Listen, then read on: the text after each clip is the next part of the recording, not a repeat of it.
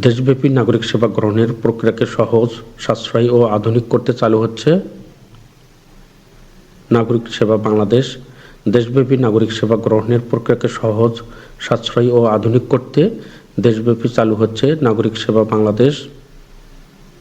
এশীয় উন্নয়ন ব্যাংক এডিবির প্রকাশিত 2025 বেসিক্স স্ট্যাটিস্টিক্স প্রতিবেদনে এশিয়ার কততম বৃহৎ অর্থনীতির দেশ হিসাবে উঠে এসেছে বাংলাদেশের নাম?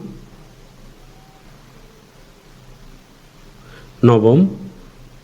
বিশ্বব্যাংক ও বিপিএস এর তথ্য অনুযায়ী বাংলাদেশের খাদ্য মূল্যস্ফীতি কত শতাংশ? 9.2%।